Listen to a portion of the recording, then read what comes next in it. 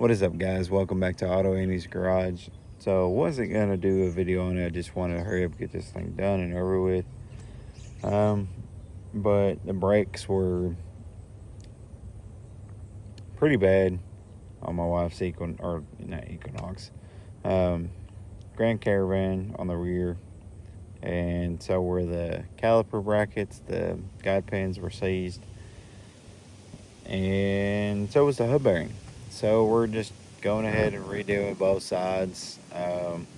Really didn't have the extra money, but I figured since we're already doing this, I figured I just might as well bring you guys along with and see what we can get into. I've already got this side, this assembled. For the most part, I gotta get my air hammer out so I can hit this out. And I made a TikTok video on how someone pissed off Dodge, and they must have, because of how janky this setup is. Excuse me. So we got new calipers, new hubs. Excuse me. New rotors, new pads, new shocks, and replacing all of them today. Hopefully it won't take long, but you know how that goes. Anytime my wife asks me, how long is it gonna take? As long as it takes. I think it's a realistic answer. In her eyes, it's not. I'm not 100% sure what Dodge was doing when they created this. It's questionable. It's very questionable. So yeah, we're just not even going to think about it. We're just going to get into it and jump into it. So let me grab my air hose and whatnot, see if we can get this side at least done. I'll show you the other side. We got it still on there. So same thing. Rotor stuck.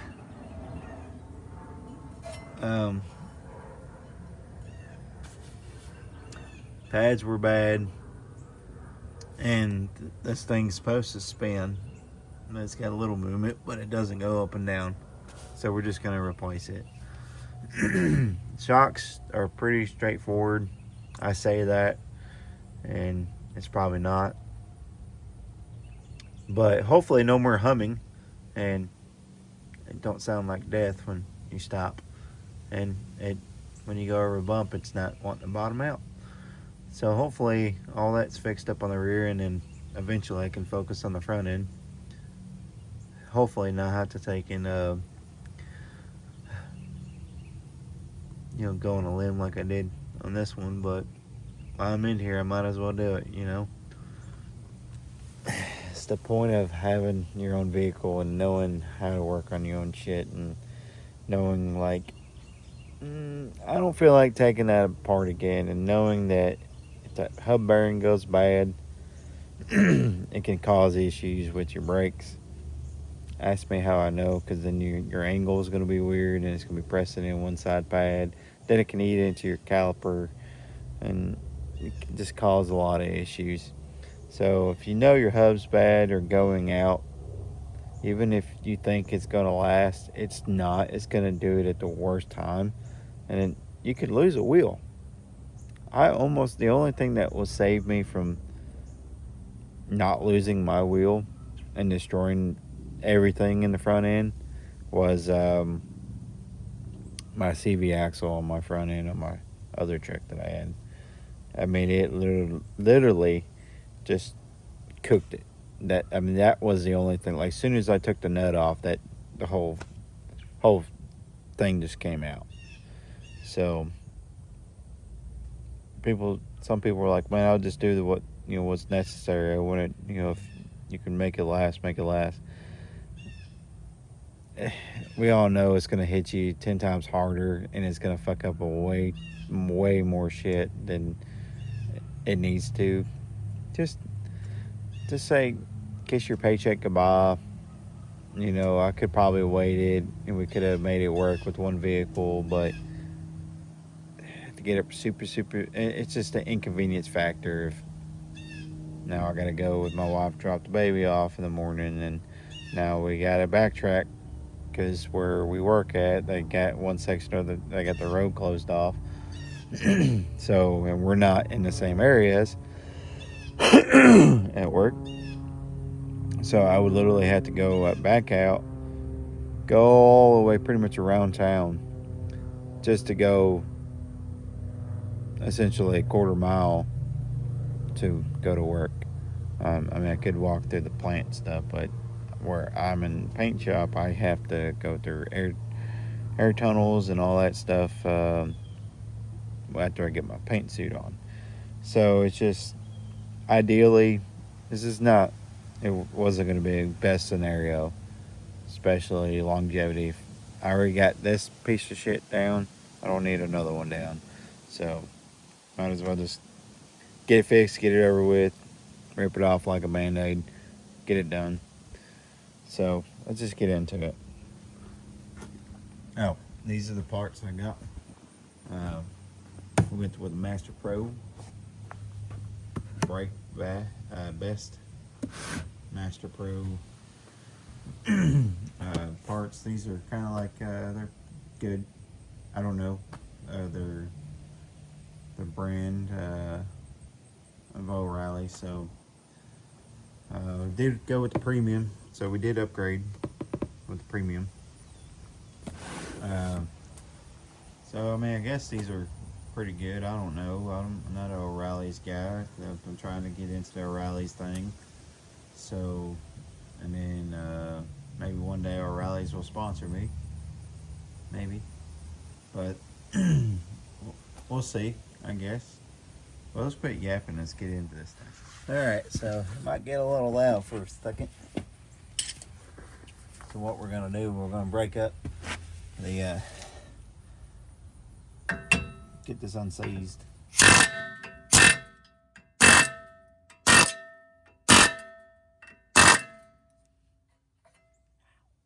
And not cut your finger open. That way. You can see how that's sharp.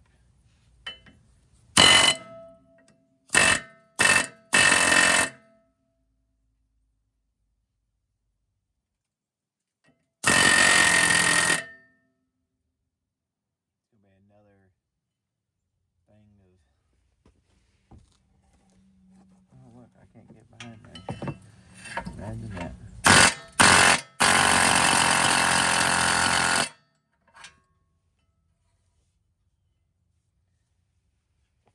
Well, this ain't gonna work.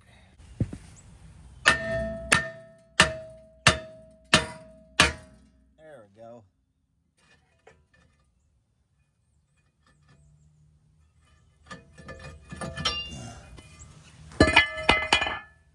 She's a little seized, isn't she? Alright, so we got that off. Now the fun part is undoing these bolts. And I still don't think I can get my air ratchet in there, or my air thing, to undo those. Let alone try to get something in there. So on the back side of here, let me show you guys if you can see it. Yeah. This new stand I got. It's very magnet. So this is the setup that Dodge has come up with.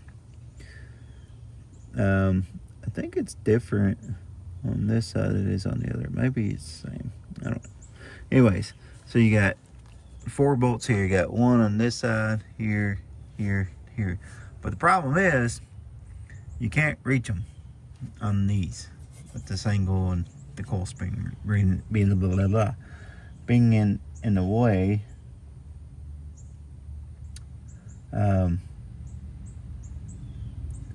So yeah, there's that.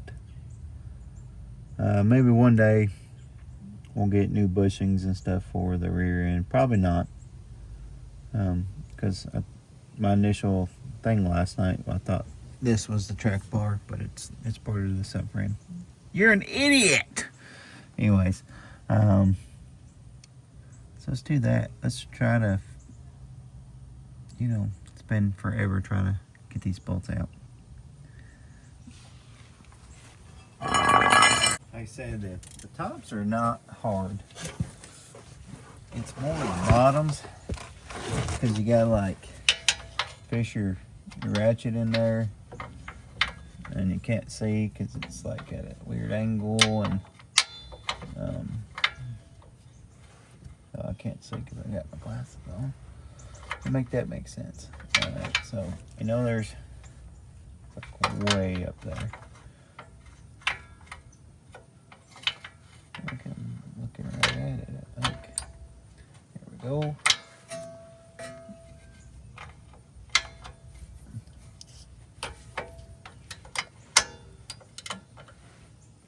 Alright. I think that's...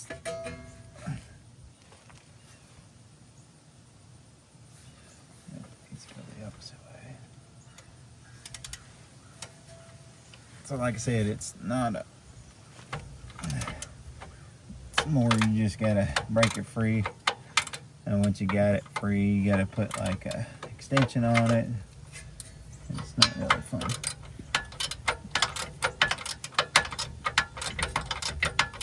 So I'll get that one broke free. Like I said, it's not an easy task to do on these.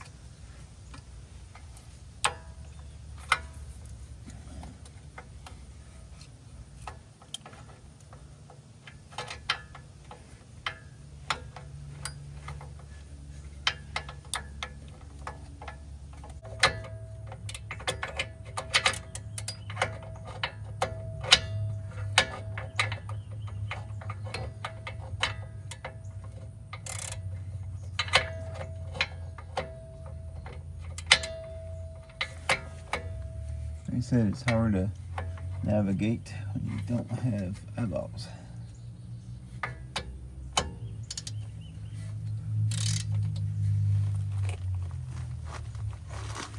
God bless.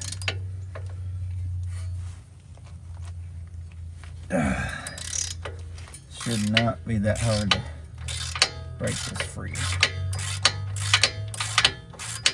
Okay, we're gonna get our little wheel thing.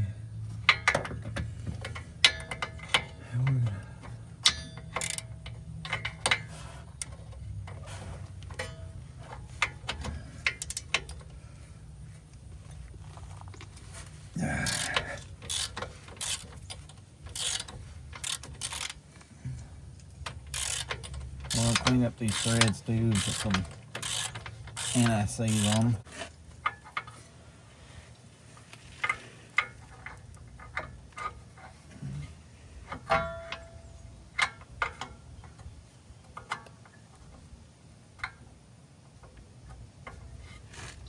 Let's see, get it on there.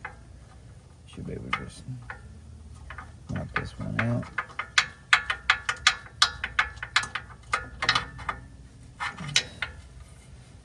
Hopefully it should just pop out. There we go. That one's out. Fun part.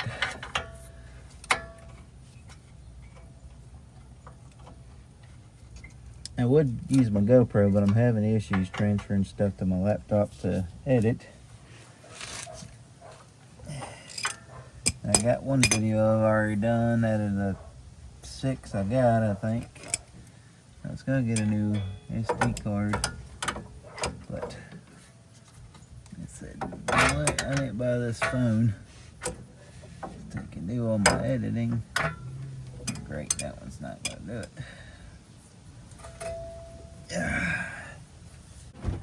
So Dodge had this vision, I guess, to when I do the wiring on this. Alright, so this is the wire that goes up. Let me get my fat battery there.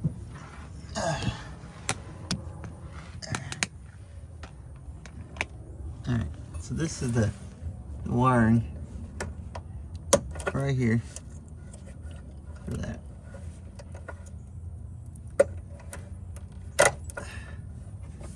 So let me get this set down. So, like I said, the wiring goes up through here and it comes out right here. Same thing with the other side, but it goes over the exhaust. So we'll find a way to maybe reroute it because the exhaust shield's broke, because obviously they rust, the bolts do, and it comes out. So maybe we'll figure something out with that. Probably not, because it's one of those things, it's like it is what it is type scenarios. So yeah, so that's that for that side. We'll figure that out when the time comes.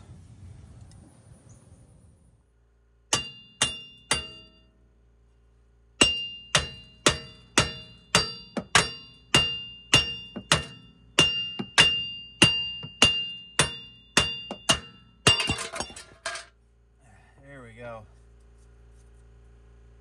Well, look how crazy this hole is here.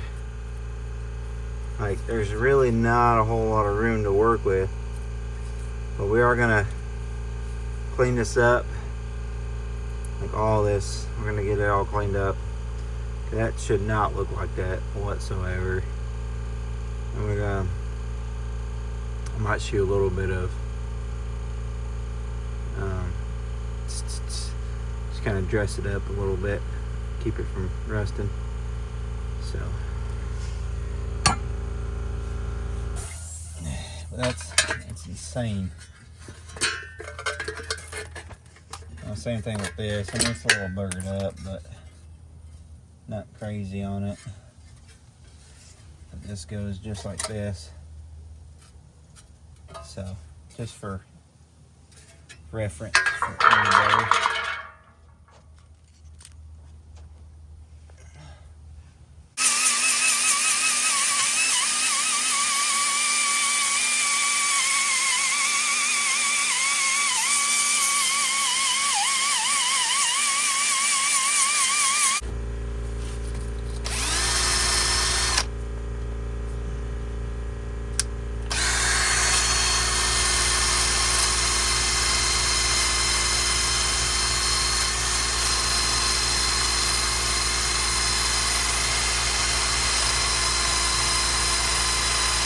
Just kind of clean it up just a little bit.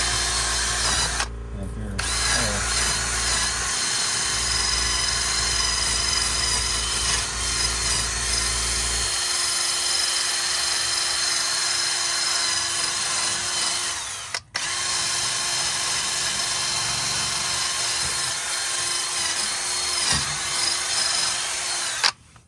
so looks good to me.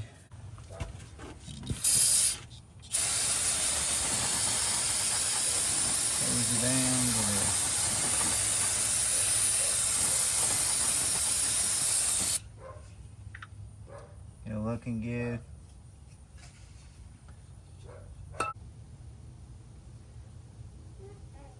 You can't go to Daddy. He's busy.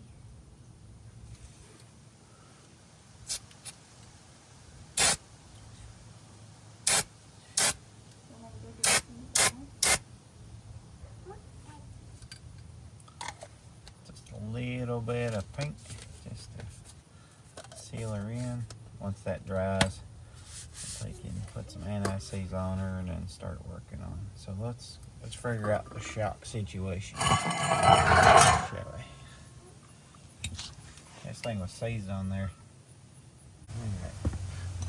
Alright, so let me get y'all up here. Let's see. Of course it's an 18. And I don't have an 18 socket or wrench. I don't think I do. To get my, and there's not enough room back there to get anything on there. And I don't think it's a, surely you wouldn't have to unbolt that to remove the shock.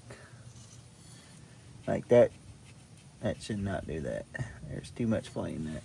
Let's press our luck here, see if we get lucky. Maybe it's welded to that. What do y'all think? Probably not.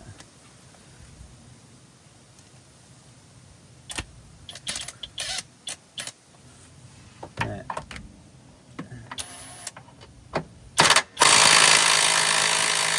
Yep, it's spinning. That's what I was afraid of.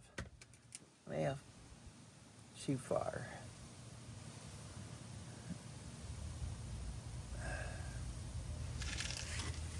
Like, I really have a lot of concern for Dodge, because why would you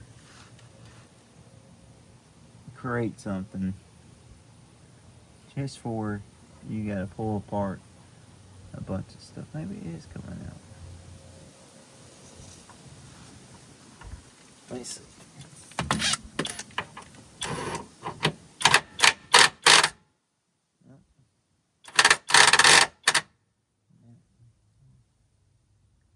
I don't think I can get vice grips on it to even hold it.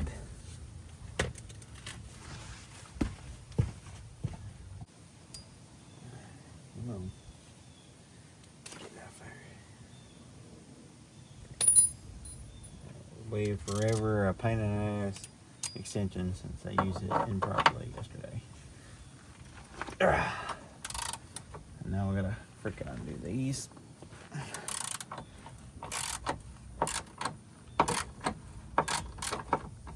Yeah, it's definitely 15.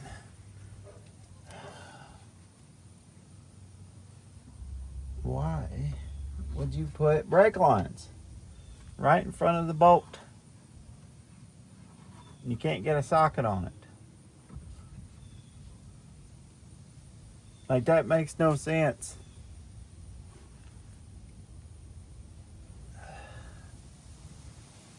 Let's grab a 15 before I ran one of these some bucks off. Like that makes me mad. Wait, a ratchet. Wait,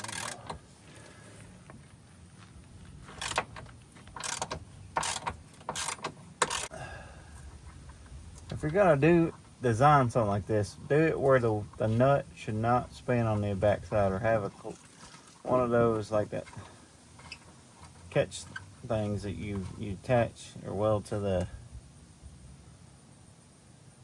thing. You know what I'm talking about. Let me get this undone. All right, so I don't know what Dodge was thinking, but in order to get to this bolt back here for your shock, you got the best way I figured. And of course, they attach your brake lines to this bracket, which now is going to be the fun part when I put the new shock back in, trying to get everything lined up.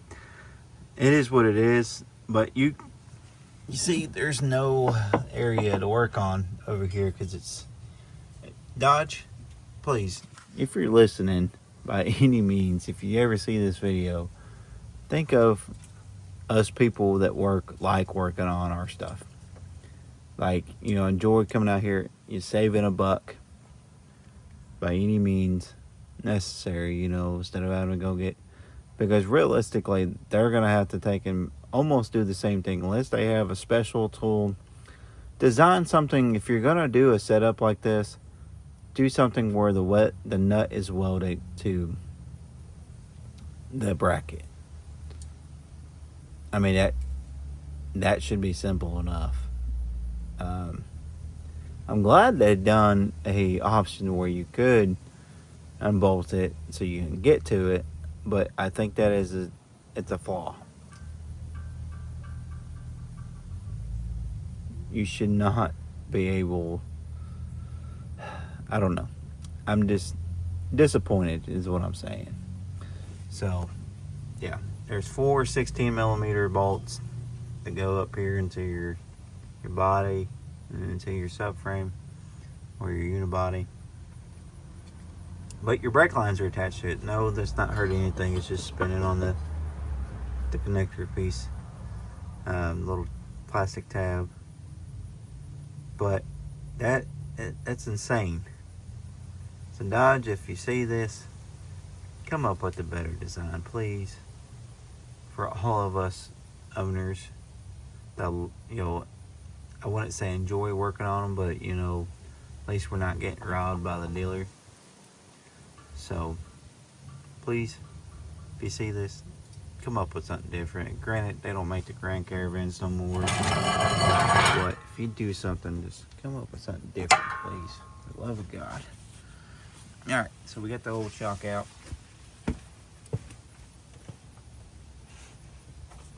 I'm so childish sometimes. All right. Fish that back in there.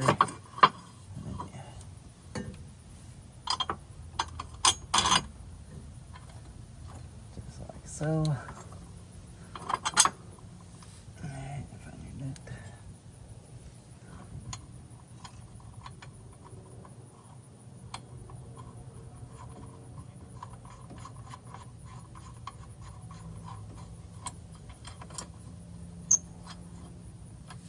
Alright. Once that's in, just put that back on. And you just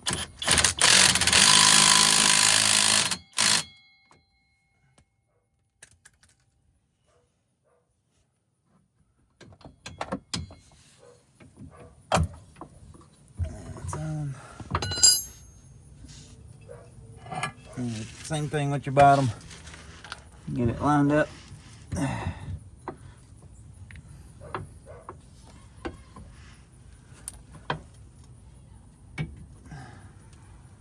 You can probably put these back in. Let's get them started.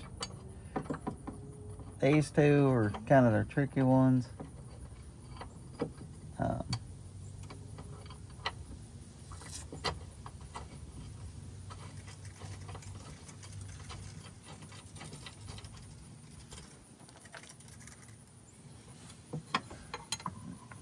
Maybe the back two are.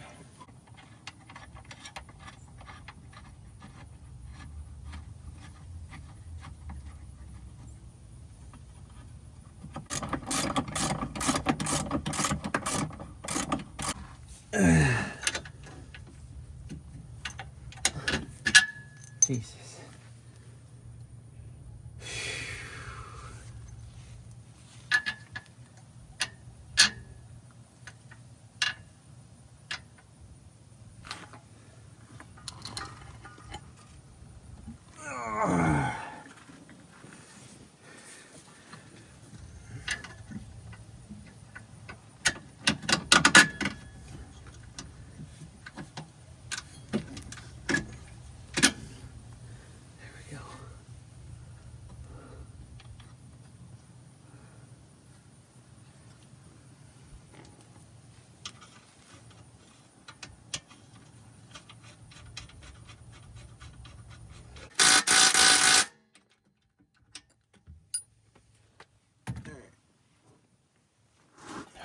Shock is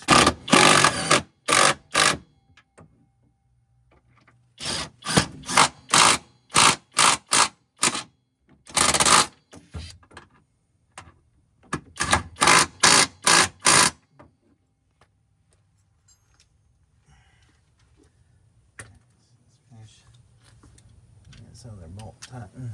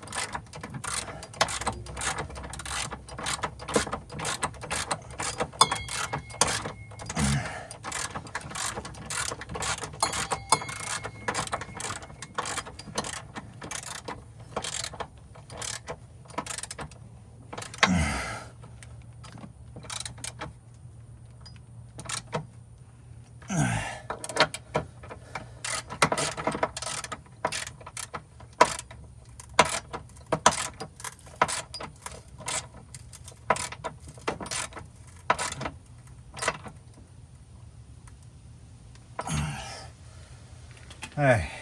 Whew. Good on that. She should articulate a lot better.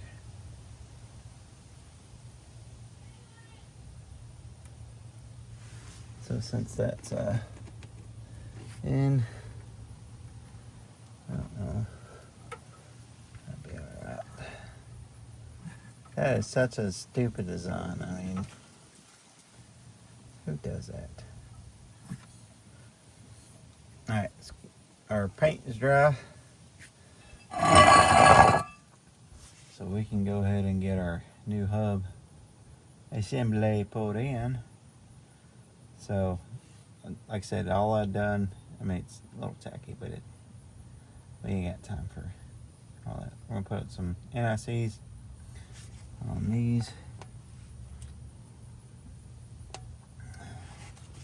And we're gonna grab our, and the way I do these, so I go ahead and, because the threading these in is not gonna be fun. So, you don't want to goop it all up, but you want to get enough on there that, God forbid you ever got to do it again. Hopefully not. Hopefully we don't have it that freaking long. But just go lather up. Same thing with your bolts. Just a little dab will do you. Nothing crazy.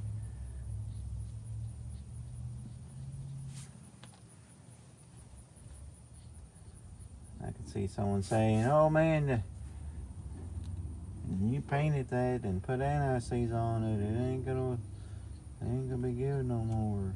Buddy, I think it's gonna be just fine. It looks better. It's protected a little bit. It's not protected a whole lot, but it's protected enough to where I'm okay with it. So you can go fish your harness through here.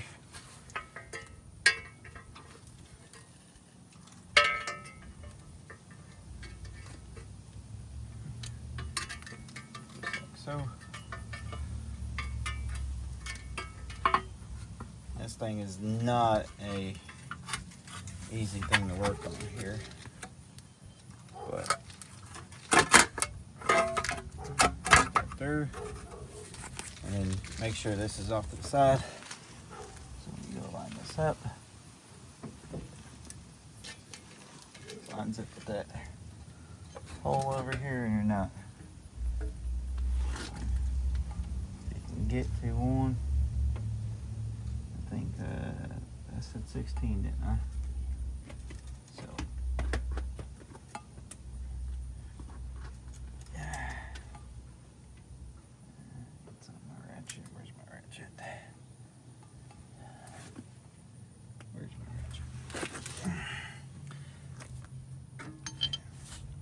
Once you get one in there,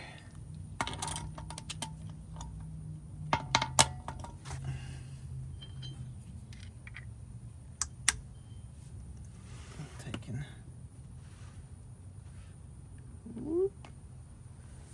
just like so, and you got to kind of eyeball it, because you know, can't see nothing.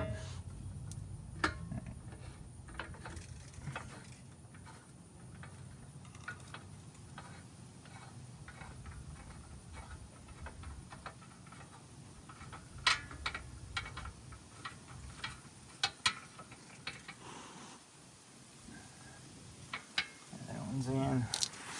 Fun part is getting these bottom ones in, because you know,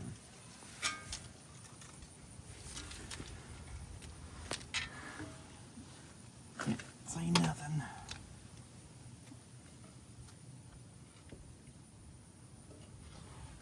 Let me see if I can.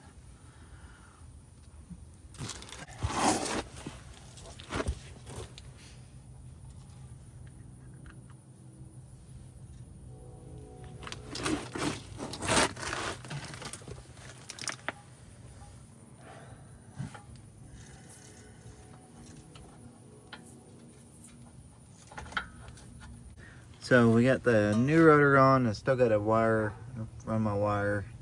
Got our new shock on. Hubs on, torqued to 41 foot-pounds. And then we got our new new bracket, because those are supposed to go back and forth. That one doesn't, this one doesn't move, so that one's seized. And you can't just buy a new caliper bracket, or I would have just bought that.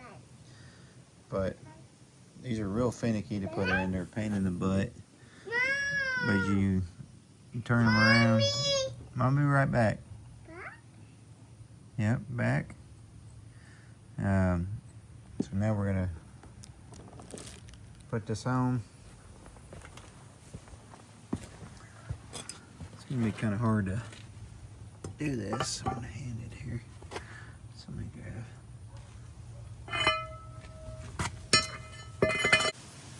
We got that torqued down. Slide this on. And then we'll grab this piece, which I don't know what this does exactly, but we're gonna put it back. How we found it. I do believe it was something like this.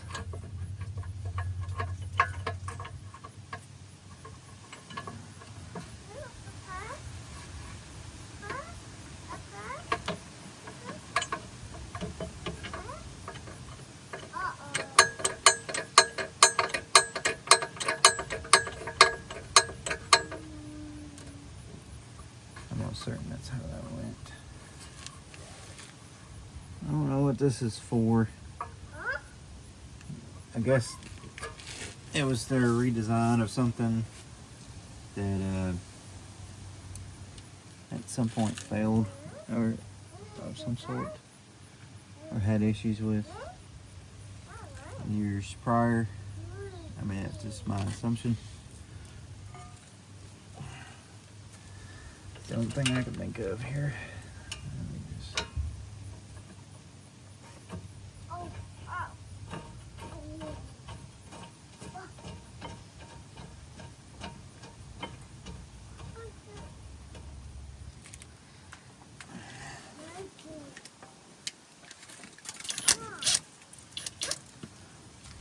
No, I'm not smoking. I'm just trying to get this.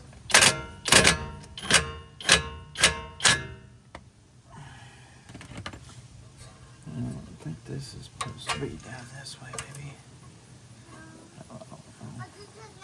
We're gonna leave it right there. I think this is kind of more of a shield than anything.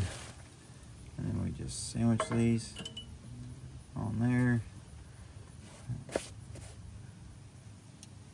Just like that. Alright, best way to do this on these new caliper or whatever, or even on your old one, as long as your caliper guide pins are not bad. So there's different orientations. You got it, buddy. So they will go simply like this. You want all your big tabs to go on the inside, and you want this tab to be like how it's curled. You want the curled end up, and this little retaining pin to be in, and that little tab to be up. So this little bend here, this U needs to be down, this needs to be up, and that tab, obviously if that ends up, this tab should be up. And that's how it will fit inside the caliper, just like this.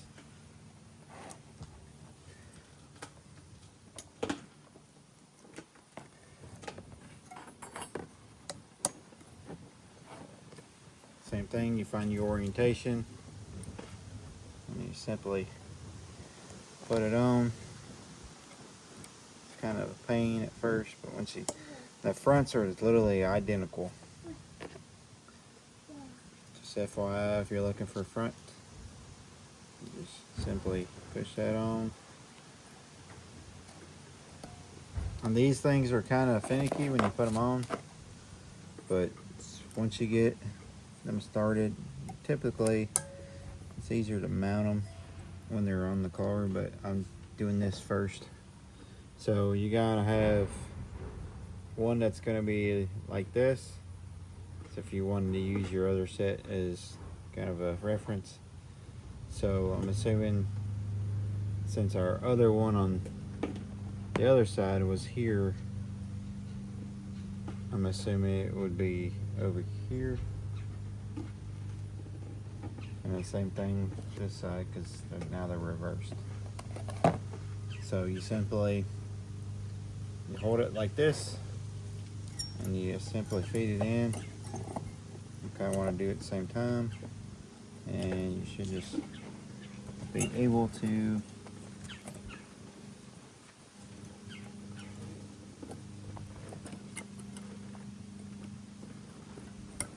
kind of pain. You gotta get it on that tab, and then you just simply, whoop, just like that. I'm just trying to get it ready to go, so that way when I get done with the hub, so you make sure your squeakers on that side, and you do the same thing. Kind of feed it in, and you just simply, just like that.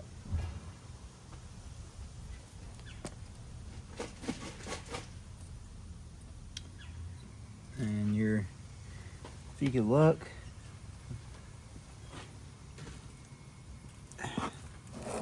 well, let's take this out. If you look right here, you see that little L piece down in there is on this side. That's what helps retain your pad, keeps it pushed. You see it in there. It's kind of hard to see, but that's what keeps that's what it should look like. But it keeps your pad kind of pushed back, so it's not always digging into your rotor. So that's prepped, ready to go. And then what you want to do is break your bleeder valve free. I mean, you don't have to, but that's just something I do. I've had them to where they've been one side's like a 12, and it's always 11 for whatever reason. 9 times out of 10, they should be like 10s. So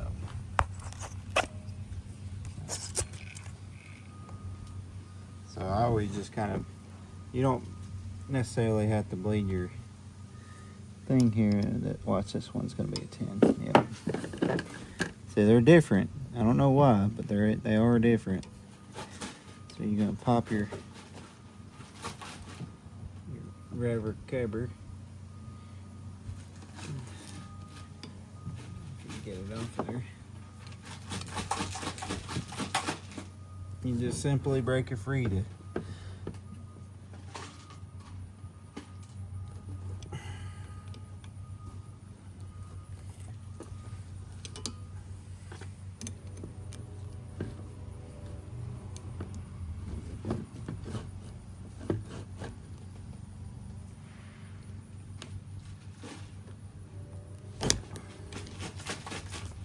and it just, all it does is help you, that way you're not struggling when you bleed your brakes.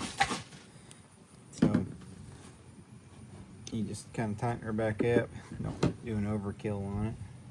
But this side's ready to go. Don't lose your hardware, keep your hardware. So this is ready to go. We can technically fish our bracket and stuff on, but we're gonna wait. I just wanted to get this done and ready to go. And then now we still gotta rip out the other side and get that all dialed in. I'll catch you guys up when I get to that point. All right, so we got new shock installed. This is drying. I should have sprayed it before I put the shock on. This one a lot smoother because now I know what I gotta do. I simply just removed it. The other side, it's got a little push tab for the brake lines. So be mindful of that, so that way you're not bending. There ain't nothing. This, I'm assuming is HVAC lines that runs to the HVAC for the rear. I think that's what that is. So I think that has got its own little tab on the back. that's held up by the unibody or the frame of the car. Like I said, 16 millimeter on the little support there for the shock. In a way, I'm not mad that Dodge done that. I mean, at least it's removable. That's probably the best way to do it, is remove the whole shock and then replace it. The only thing I did notice, I don't know if it's something to do, there's like, honestly, it's like kind of touching up here, but I don't think it really matters. These are the right shocks for it. This should dry here in just a minute. I just let that turbo can that I got. I'm going to do something different because this thing was a pain in the ass for the emergency brake. So I removed it from the old one, so when I'm ready to go, I'm just going to hook it up, snap it in, and then put it on. As soon as this dries, we'll be able to put the new hub on and get it put on. I wish there was an easier way to do these bolts, but there's not. Unfortunately, there's not. But it is what it is. 41 foot-pounds is what it recommends, and then 81 foot-pounds for your bracket or for your caliper. I don't know what the foot-pounds is that. I'm not really too concerned about that. I just kind of, you know, ugga-dugged it.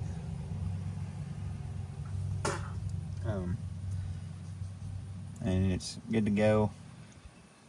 Should drive a lot smoother now.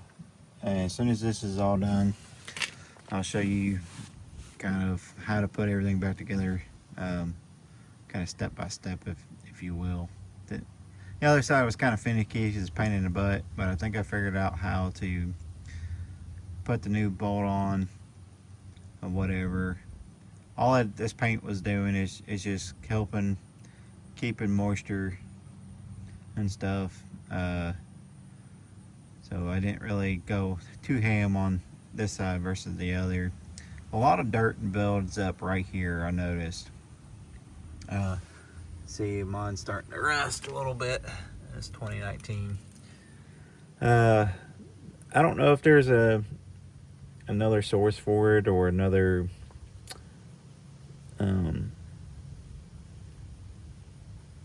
countermeasure for it. I don't know, but that's just kind of my countermeasure. Clean it up as best as possible, shoot some rattle can on it, and send it. That's just one that keeps it lasting a little bit longer. I mean, this is pretty thick metal. This is probably 1/4 inch,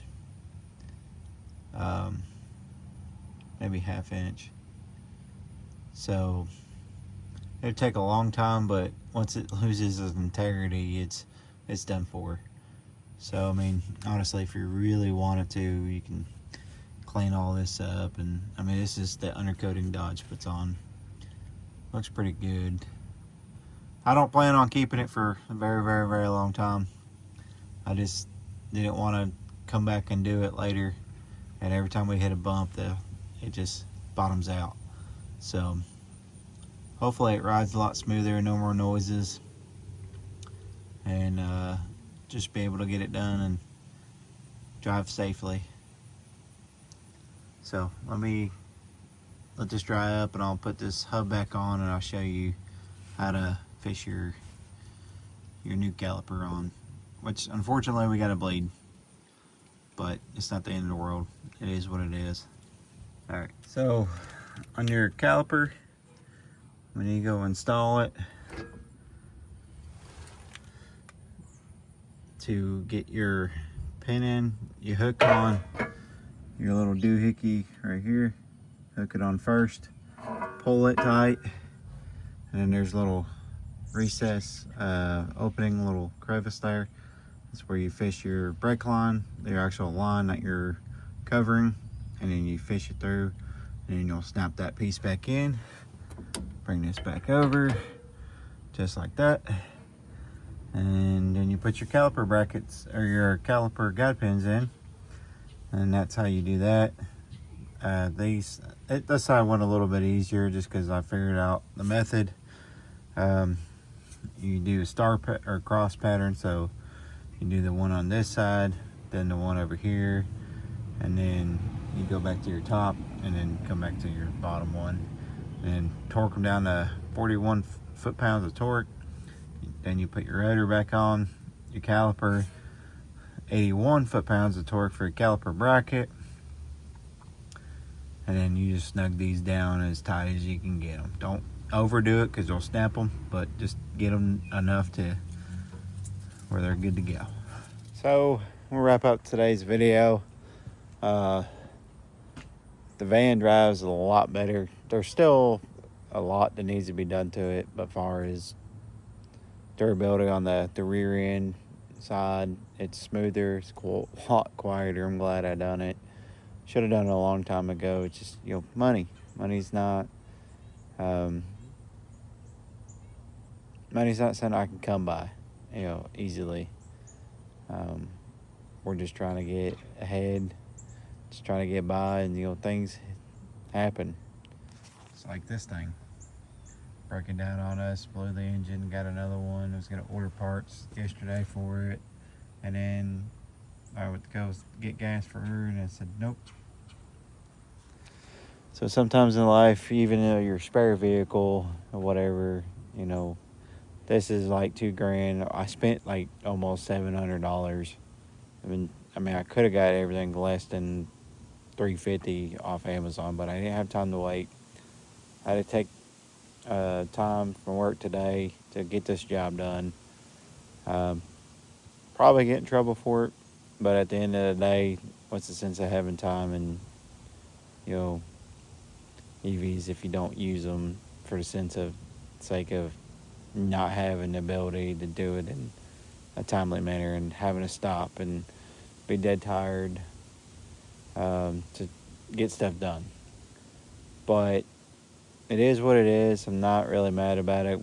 I got it done. I'm going to take it and have the brake fluid flushed in it sometime this weekend, and have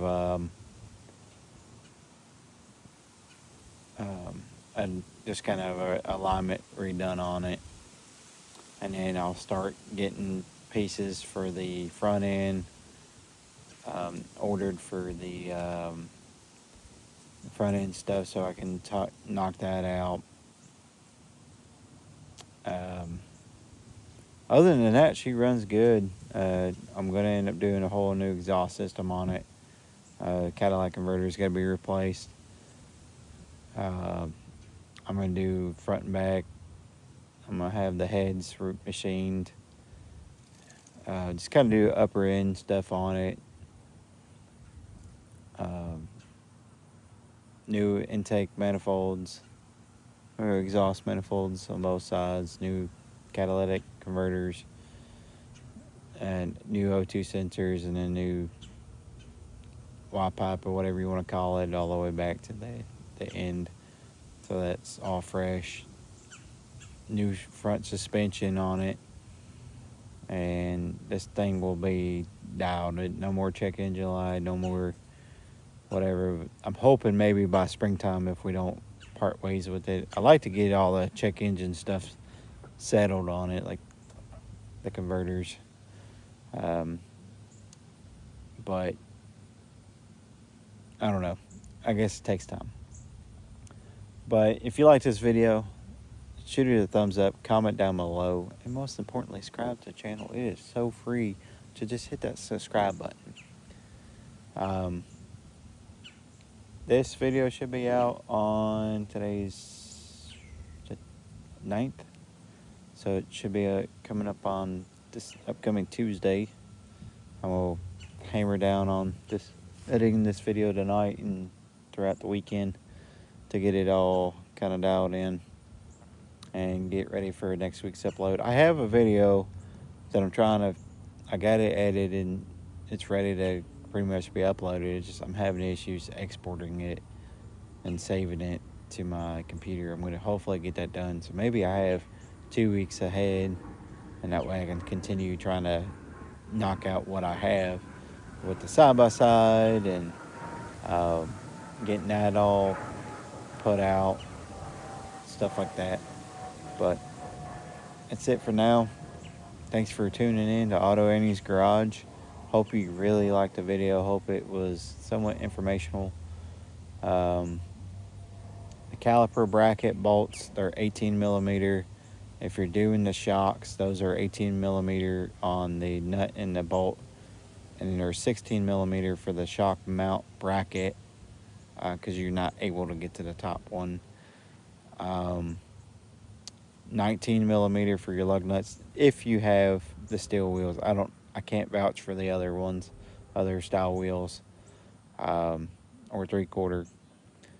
Let's see, what else am I missing? Check if you're switching out calipers, check your bleeder valves, because they are different, and also your banjo bolt. It is different head. Mine, I think it was 11 on the one side, and it was 14 on the other side, and then 10 millimeter on the one that was a 14 banjo bolt, and 11 millimeter bleeder valve for the one that was on, which is weird. I don't know why they do it with different sizes. 13 on the factory ones. The new ones were 14 for the caliper bracket guide pins. Let's see what else. And then 16 millimeters for your hub bearing. And then if you're gonna have to rip that or undo your heat shield for your passenger side to undo the wiring. I don't know why it's way up there underneath the van, but see, I think I'm missing something else. Maybe not. That's pretty much it. And then just kind of cleaning up your area on your axle, subframe, doodad. Doing that. It seems to drive better. Obviously, going around the block is not going to justify until you hit the highway, which I'll know this weekend, and I'll try to keep you guys updated on it. But that's it.